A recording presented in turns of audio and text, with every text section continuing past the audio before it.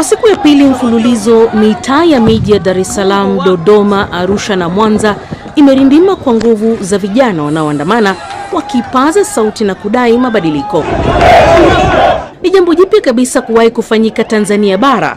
Tanzania ambayo imekuwa ikisiwa kuwa kisiwa cha amani Afrika Mashariki na Kati, taifa lililojulikana kwa utulivu wa kisiasa chini ya chama tawala CCM, sasa linashuhudia wimbi jipya la maandamano. Maandamano haya yanaongozwa na kizazi kipya, yani Gen Z.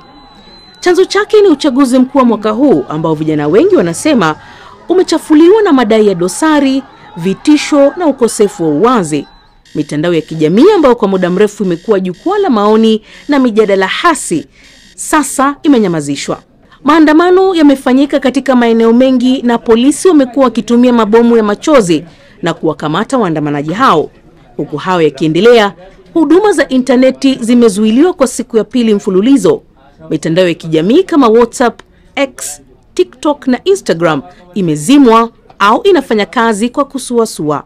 Serikali haijasema chochote, lakini wakosoaji wanasema ni jaribio la kudhibiti taarifa na kuficha kinachoendelea. Matokeo ya uchaguzi bado yanaendelea kutangazwa, huku mashaka yakiongezeka kuhusu uwazi na uhalali wake, hususan baada ya wagombea wenye ushindani mkubwa Chadema kususia uchaguzi chini ya kibwagizo No Reforms, No Elections, na huku mgombea wa rais wa ACT Wazalendo akienguliwa. Vyama vya upinzani vinataka tume ya uchaguzi iwekwe chini ya uchunguzi huru, wakidai mchakato mzima umeharibiwa na ushawishi wa CCM. Lakini hadi sasa serikali imesalia kimya. Hakuna tamko la uwazi kuhusu maandamano wala kuhusu shutuma hizo nzito za uchaguzi. Na huu kimya ndio unaozua maswali zaidi. Je, serikali inasubiri pressure ipungue au inatafuta namna ya kujibu kisiasa?